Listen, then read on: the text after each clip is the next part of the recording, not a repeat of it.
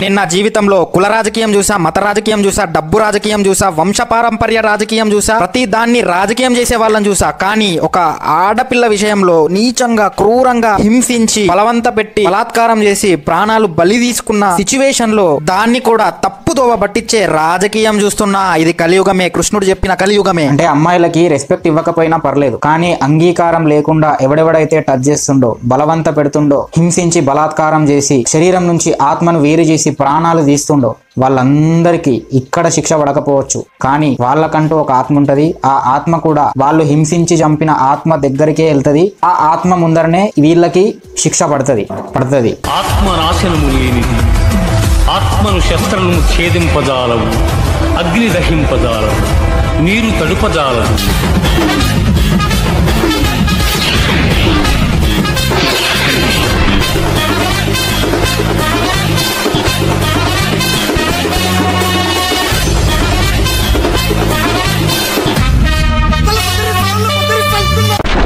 बंगाल की chief minister Mamata Banerjee पर blame डाला जा रहा है इस रिपीटेड. ఎట్లా సేవ్ చేస్తుండో చూసినావా ఆమెని? ఒక రాష్ట్రం అల్లకల్లోలం జరుగుతుంది అంటే అక్కడ మెయిన్ గా బాధ్యులు సీఎం అవుతారు. అక్కడ ఆవిడనే సీఎం, అక్కడ ఆవిడ చేతిలోనే ఉంది. అక్కడ అంటే వీడికి వాళ్ళతో సంబంధం ఉంది అక్కడ, అందుకే క్వశ్చన్ చేయడం మానేసి సపోర్ట్ చేస్తున్నాడు అక్కడ.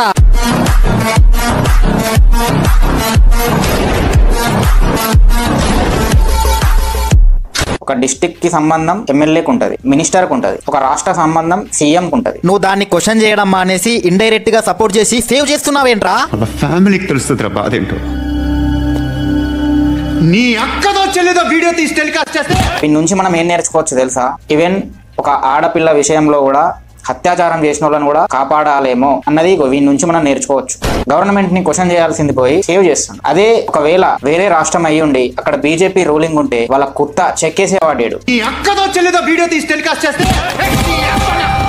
इस प्रॉब्लम को अगर हमें सॉल्व करना है तो 3 कारण है जिनकी बात हमें करते रहनी पड़ेगी. पहला, समाज का पेट्रियार्कल माइंडसेट.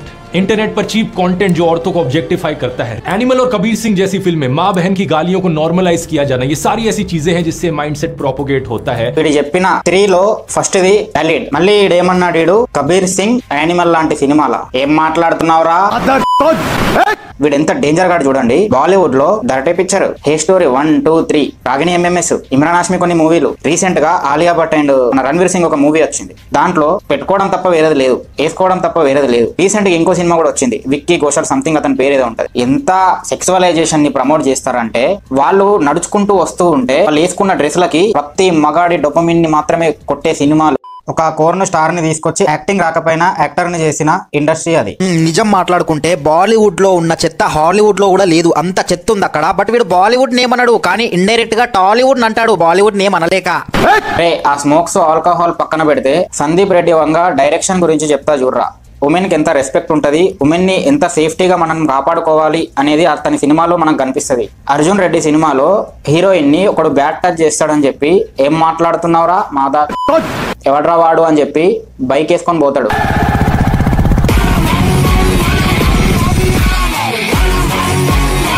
పోయి అని బొక్కలు చూరా చేసి అమ్మాయిలను తాకొద్దు. That is Sandeep Reddy Vanga. Climax లో అమ్మాయికి కడుపు వస్తుంది, అయినా సరే యాక్సెప్ట్ చెయ్యు అని చెప్పే pure love story Arjun Reddy. That is Sandeep Reddy Vanga. Animal సినిమాలో స్టార్టింగ్ లో తన సిస్టర్ ని ఒక్కడు ర్యాగింగ్ చేస్తాడు, డైరెక్ట్ గన్ను పట్టుకొని పోతాడు.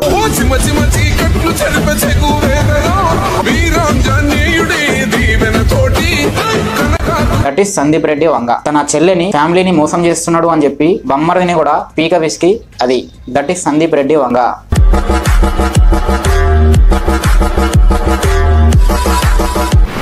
ఉమెన్ ని సేవ్ చేయి, బిఏ 1 woman man అని అంటాడు. That is Sandeep Reddy Vanga. Be a 1 woman man. You love 1 woman. ఏమీ తెలియకుండా టాలీవుడ్ మీద పడ్డావనుకో, బాలీవుడ్ ని సేవ్ చేయాలని చూసావనుకో,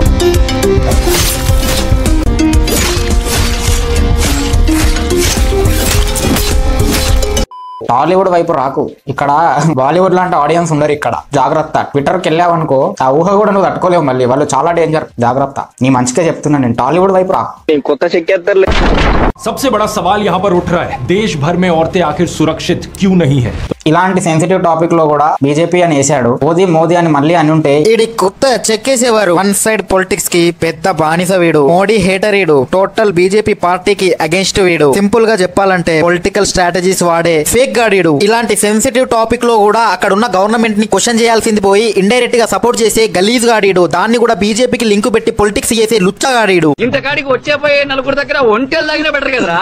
మళ్ళీ వీడు ఎంత దొంగగాడంటే మణిపూర్ ఇన్సిడెంట్ లో మోడీ వేసుకున్నాడు, హత్రాజ్ ఇన్సిడెంట్స్ లో యోగిని వేసుకున్నాడు, బట్ వెస్ట్ బెంగాల్ ఇన్సిడెంట్ లో మాత్రం మమతా బెనర్జీ ఎంత ఘోరంగా చేసినా గానీ, జనాలు వచ్చి ఎంత గలీజ్ గా ఆవిడ గురించి చెప్పినా గానీ, ఈవెన్ అమ్మాయిలు చెప్పినా గానీ సపోర్ట్ చేస్తుండు, సేవ్ చేస్తుండు ఆమె. మళ్ళీ ఈడి లాంటోడికి ఇన్ని లైక్లు, ఇంత రీచ్, ఇంత following, positive comments. Shame on Indians. But వీని రోస్ట్ చేసి ట్రూత్ చెప్తున్నా నాకు మాత్రం నో రీచ్ నో ఫాలోయింగ్. ఎందుకంటే మనోళ్ళు ట్రూత్ అండ్ ఇన్ఫర్మేషన్ కంటే ఎక్కువ ఎడిటింగ్ చూస్తారు, క్వాలిటీ చూస్తారు, బ్యాక్గ్రౌండ్ చూస్తారు, విఎఫ్ఎక్స్ చూస్తారు, సొల్లు సోది సన్లు చూస్తారు. మెజారిటీ ఇంతే ఇండియాలో, సౌత్ లో ఇంకా ఎక్కువ. మళ్ళీ ఆ మెడికల్ కాలేజ్ లో 2001, 2023, 2016, 2020, 2023, 2024 ఇలా వరుసగా ఎన్నిసార్లు రేప్స్ జరిగాయంట. అంటే దీని వెనకాల పెద్ద గందరగోళమే ఉంది. ఏదైతే ఏంటి వెలుగులోకి వచ్చిందిగా, బయట పడిపోద్ది.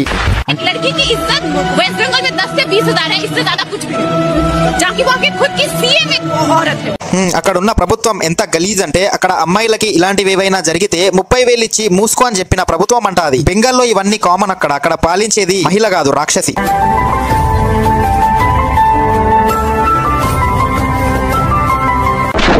ఒకరిద్దరు కాదు ఇన్వాల్వ్ అయింది, 18 నుంచి 20 మంది ఇన్వాల్వ్ అయిందంట. దురదృష్టకరమైన విషయం, దరిద్రమైన విషయం ఏంటంటే దాంట్లో అమ్మాయి కూడా ఉందంట. ఇప్పుడు మనం ఏమీ చెయ్యలేమా అంటే ఏమీ చెయ్యలేం బ్రో. అక్కడ ఉన్న ప్రభుత్వం అలాంటిది. ఆ ప్రభుత్వమే అలా ఉన్నప్పుడు మనమేం చేయగలం బ్రో. అక్కడ ప్రభుత్వాన్ని రూల్ చేస్తున్న ఆ మమతా గారి గురించి 2 ముక్కల్లో చెప్తా, మీరు అర్థం చేసుకోండి. ఆ డాక్టర్ కి అంతా జరిగిన తర్వాత కూడా అక్కడ దొరికిన ప్రూఫ్స్ కి విక్టిమ్ ఫ్యామిలీకి జస్టిస్ చేయడం మానేసి 10 లక్షలు ఇస్తాము అని అనింది. నెక్స్ట్ తన ఓటు బ్యాంకు పెరిగి తాను రూల్ చేయాలి అని బంగ్లాదేశ్ నుంచి ముస్లిమ్స్ ని తెచ్చుకొని షెల్టర్ ఇచ్చి ఆధార్ కార్డ్ ఇచ్చి అక్కడ పెట్టుకుంది. గానీ బంగ్లాదేశ్ లో హిందువులు చచ్చిపోతుంటే, తన రాష్ట్రంలో హిందువులు చచ్చిపోతుంటే పట్టించుకోవట్లా. రాజకీయం అంటే ఇప్పుడు నేను ఒక క్వశ్చన్ అడుగుతా, నాకు 2-3 రోజుల నుంచి స్ట్రైక్ అవుతుంది. సింపుల్, ఆవిడ డాక్టర్ కాబట్టి ఆ ఫీల్డ్ లో నైట్ డ్యూటీ చాలా మంది అమ్మాయిలు, లక్షల మంది ఇండియాలో అదే ఫీల్డ్ లో చేస్తారు కాబట్టి, ఒక సేవ చేసే ప్రొఫెషన్ కాబట్టి, కోట్ల మంది డాక్టర్స్ ఆ ప్రొఫెషన్ లో ఉంటారు కాబట్టి, ఒక సాటి డాక్టర్ కి క్రూరంగా అట్లా జరిగితే ఈ డాక్టర్లందరూ రోడ్ల మీదకి వచ్చి ధర్నాలు చేస్తున్నారు, స్టాండ్ తీసుకుంటున్నారు, వాయిస్ ని రైజ్ చేసిండ్రు, వాళ్ళ బంధుమిత్రులు ఫ్రెండ్స్ తో కూడా వాయిస్ ని రైజ్ చేయించిండ్రు, సోషల్ మీడియా మొత్తం బద్దలు చేసిండ్రు, సెలబ్రిటీస్ కూడా కొంతమంది వచ్చి వాళ్ళ వాయిస్ రైజ్ చేసేలాగా చేసిండ్రు, ఫీల్ అయ్యేలాగా చేసిండ్రు. అలాంటివి కొన్ని వందలు జరుగుతాయి ఇండియాలో సంవత్సరానికి. వాటన్నిటికీ వీళ్ళు ఇట్లనే వాయిస్ రైజ్ చేస్తారా? మరి ఎందుకు చేయరు? వాళ్ళ ప్రొఫెషన్ కాబట్టి వాళ్ళు హార్ట్ కి తీసుకొని ఎమోషనల్ గా టచ్ అయ్యి ఇంత పెద్ద ఇష్యూ చేసిండ్రు. ప్రతి ఇష్యూని అంత పెద్ద ఇష్యూ చేస్తారా? నేహా ఇన్సిడెంట్, లవ్ జిహాద్ మొత్తుకున్నాం మేము, ఒక్క అమ్మాయి కూడా పట్టించుకోవాలా, కొంతమందే పట్టించుకున్నారు. ఇలాంటివి చాలా ఉన్నాయి, వందలు ఉన్నాయి. She was a working women. అంటే ఏంటి? పనిచేసేవాళ్ళు కాబట్టి హెడ్లైన్, టీచర్ కాబట్టి ఫ్రంట్ పేజా? అక్కడెక్కడో రఫా మీద రియాక్ట్ అయినరు సెలబ్రిటీస్. ఎందుకు రియాక్ట్ అయినరో తెలుసుకోండి. బాలీవుడ్ ఎందుకు అంత గట్టిగా వాళ్ళ మీద వాయిస్ రైజ్ చేసింది తెలుసుకోండి. పక్కన బంగ్లాదేశ్ లో ఇలాంటివి వందలు జరుగుతున్నాయి. వెస్ట్ బెంగాల్లో ఇదేం కొత్తగా కాదు, సందేశ్ ఖలీ ఏం కొత్తగా కాదు. పార్టీ ఆఫీస్ లో నుంచి తీసుకెళ్లి గ్యాంగ్ చేసిండ్రు చాలా మంది. అక్కడ బస్సు నాపి ఆ బస్సులో ఉన్న ఆడవాళ్ళని తీసుకెళ్లి వాడుకొని రిటర్న్ పంపించిండ్రంట. అంత ఘోరం అక్కడ. ఇదేం కొత్తగా కాదు అక్కడ. ఇవన్నీ ఇంతకు ముందు మీకు తెలుసా? చెప్పినా మీరు లైట్ తీసుకుంటారు. మనకి ఎందుకులే, మన పని మనం చేసుకున్నాం. నిజంగా హ్యూమానిటీ ఎవరికి లేదు. ఇప్పుడు అమ్మాయి చచ్చిపోయింది కాబట్టి చూపిస్తున్నారు. ఆ అమ్మాయి ఒకవేళ బతికి ఉంటే ఇంత హోలా చేసేవాళ్ళ. ఆ డాక్టర్ ఇన్సిడెంట్ తర్వాత బీహార్ లో కూడా ఒక అమ్మాయి మీద ఇలాగే జరిగిందంట. ఒక విలేజ్ లో మంత్లీ ఇలాంటివి చాలా జరుగుతాయి. వాటన్నిటి పైన మనం ఇంతే గట్టిగా రెస్పాన్సిబుల్ గా రియాక్ట్ అవుతున్నామా? బట్ ఆ రోజు మీ social media post was happy birthday SRK #my college crush. మళ్ళీ ఇక్కడ ఒక గమ్మత్తైన విషయం ఏంటంటే, ఈ ప్రొటెస్ట్లు చేసేటోళ్ళు, స్టోరీలు స్టేటస్లు పెట్టేటోళ్ళు, బయటకు వచ్చి గోల చేసేటోళ్ళు, వి వాంట్ జస్టిస్ అని చెప్పి అరిచే వాళ్ళు, వీళ్ళందరికీ అసలు మీ దృష్టిలో జస్టిస్ అంటే ఏంది అని మీరు అడిగితే 90% ఏమంటారు తెలుసా? వాడి పీక కొయ్యండి, తలలో బుల్లెట్ కొట్టండి, ఉరికంబం ఎక్కించండి. ఈ 3 థింగ్స్ చెప్తారు. ఈ క్రైమ్ చేసిన వాడు ఎవడైతే ఉండో వాడు ఏమంటున్నాడు తెలుసా? వీళ్ళు ఏదైతే కోరుకుంటున్నారో ఆడు కూడా ఎట్ ది సేమ్ టైం అదే కోరుకుంటుండు. నా హెడ్ లో బుల్లెట్ కొట్టండి, నా పీక కొయ్యండి, నన్ను ఉరికంబం ఎక్కించండి. ఇప్పుడు వీళ్ళు జస్టిస్ అంటే అదే అనుకుంటున్నారు, వీడు కూడా నాకు అదే చేయండి అని అంటున్నాడు. ఇక్కడ జస్టిస్ ఎక్కడ ఉంది? వాడికి నన్ను వేసేస్తారు, నా ప్రాణాలు తీసేస్తారు, చంపేస్తారని తెలిసే చేస్తున్నాడు. అండ్ వాడు క్రైమ్ చేయక ముందు ఏం చేశాడు? వాడు క్రైమ్ చేయకముందు కోరును చూస్తుండు, కోరును అడిక్ట్ అంట వాడు. నెక్స్ట్ వాడు ఆల్కహాల్ తాగి ఉన్నాడు, మత్తులో ఉన్నాడు, వాడికి దోహదపడేవి ఆల్కహాల్. దాన్ని బ్యాన్ చేయండి చూస్తా, ఇంపాసిబుల్. మీరే తాగుతారు. అది end of the day bro. నేను ఒకటే చెప్తా, ఎన్ని యుగాలైనా ఎన్ని అవకాశాలు ఇచ్చినా మనిషి మారలేడు. నెక్స్ట్ వచ్చే వీడియోలో దీని మీద ఇంకా చాలా మాట్లాడతా. ఈ విషయంలో నేనేమంటా అంటే, యోగిజీ ఒక అమ్మాయిని రోడ్డు మీద ఒకడు వస్తా ఉంటే చున్ని లాగిండంట. లాగితే ఆ అమ్మాయిని అడిగిండు, నీకు తెలుసా వాడు నీ ఇష్ట ప్రకారమే లాగిండా లేకపోతే బ్యాట్ టచ్ చేసిండా అని అడిగిండు. లేదు వాడు ఎవడో కూడా నాకు తెలియదు అంటే డైరెక్ట్ గోలీ మార్ చేసిండు. అది యోగి. నా వర్షం పడ్డది కదా, రోడ్లు జామ్ అయినాయి వాటర్ తో. రోడ్ల మీద ఒక ఫ్యామిలీ వస్తుంటే ఆ అమ్మాయి అని చూడకుండా, ఫ్యామిలీ అని చూడకుండా పిచ్చి పిచ్చిగా నీళ్ళ పట్టి కొట్టిన రామే. డైరెక్ట్ అక్కడ ఉన్న సిబ్బందిని, పోలీస్ వాళ్ళని అందరినీ సస్పెండ్ చేసి వాళ్ళందరినీ లోపలేసి బుల్లెట్ ట్రైన్ అని చెప్పేసిండు డైరెక్ట్.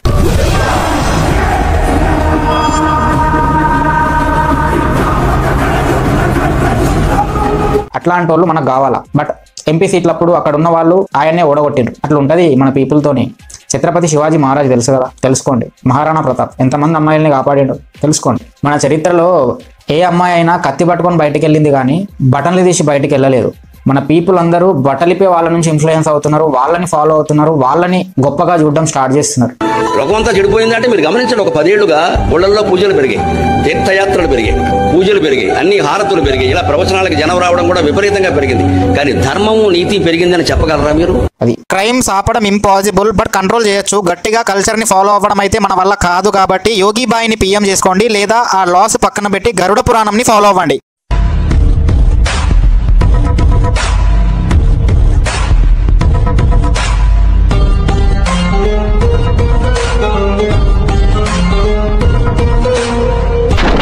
వీడియో అయితే ఇది. ఈ వీడియోలో మ్యాటర్ ఉంది అని అనిపిస్తే వీడియో మీకు నచ్చితే లైక్ చేయండి, కమెంట్ చేయండి, మీ ఫ్రెండ్స్ కూడా షేర్ చేయండి. కుదిరితే ఈ వీడియో లింక్ కాపీ చేసి మీ ఇన్స్టాలో స్టోరీ పెట్టి నన్ను సపోర్ట్ చేయొచ్చు. అండ్ నెక్స్ట్ ఇదే డాక్టర్ ఇన్సిడెంట్ ని పట్టుకొని అందరు అబ్బాయిలు అలాంటి వాళ్ళే ఇండిపెండెన్స్ డే ని బ్లేమ్ చేస్తూ ఇండియన్ గవర్నమెంట్ ని కూడా చీప్ గా బూతులు తిడతాము అని చెప్పి వ్యంగ్యంగా ప్రవర్తిస్తూ పొలిటిక్స్ చేస్తున్న వాళ్ళని నెక్స్ట్ రోస్ట్ చేయాలా వద్దా అనేది మీరు నాకు కమెంట్ లో చెప్పండి. అండ్ మన ఛానల్లో ఇలాంటి కాంటెంటే కాకుండా ఫన్నీ రోస్ట్లు కూడా వస్తాయి, వాటిని కూడా ఎంజాయ్ చేయాలి అని అనుకుంటే సబ్స్క్రైబ్ చేసుకొని సపోర్ట్ చేయండి. నేను మీకోసం వీడియోలు कंसिस्टेंसीగా కష్టపడి పెడుతూనే ఉంటా. థాంక్స్, నమస్తే. और अगर किसी ने बदमाशी करने का प्रयास किया, किसी बेटी को छेड़ने का प्रयास किया, किसी की इज्जत पे हाथ डालने का प्रयास किया या कहीं चोरी डकैती करने का प्रयास किया, वो भाग नहीं पाएगा। एक जगह से सब कुछ वहीं से उसको पता ही नहीं लगेगा, लेकिन अगले चौराहे पर तब तक राम नाम सत्य है की बात सामने आ जाएगी।